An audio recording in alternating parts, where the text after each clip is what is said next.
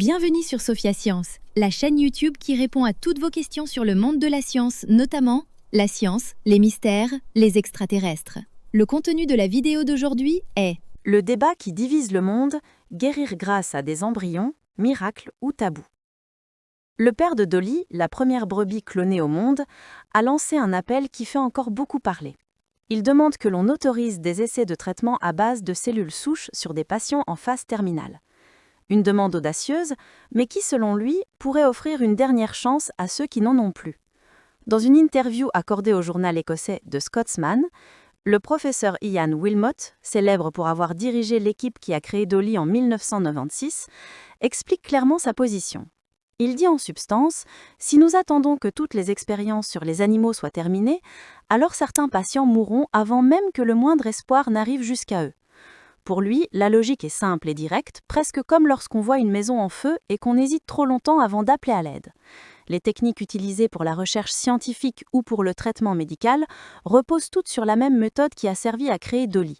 Et il estime que ce savoir ne devrait pas dormir sur une étagère pendant que des gens n'ont plus d'options. Il raconte également qu'il a rencontré de nombreuses personnes atteintes de maladies dégénératives. Ce sont des maladies qui abîment peu à peu le système nerveux, un peu comme si les fils électriques d'une maison se détérioraient un à un jusqu'à ce que la lumière s'éteigne.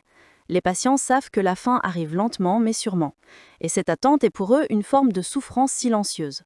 Beaucoup, dit-il, seraient prêts à participer à des essais, même expérimentaux, parce qu'ils n'ont plus rien à perdre et qu'une petite étincelle d'espoir vaut mieux que l'immobilité totale.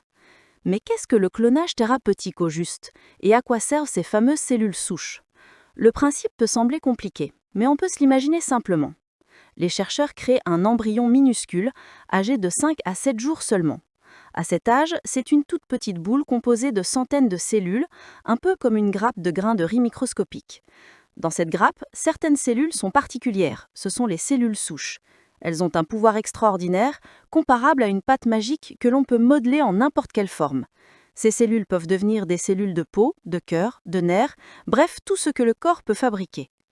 L'idée est donc de prélever ces cellules, de les cultiver, puis de les transformer en cellules saines, capables de remplacer celles qui sont défectueuses chez un patient. Pour donner une image simple, c'est comme réparer un vieux moteur. Si vous avez la bonne pièce de rechange, toute neuve et parfaitement adaptée, vous pouvez remettre la machine en marche.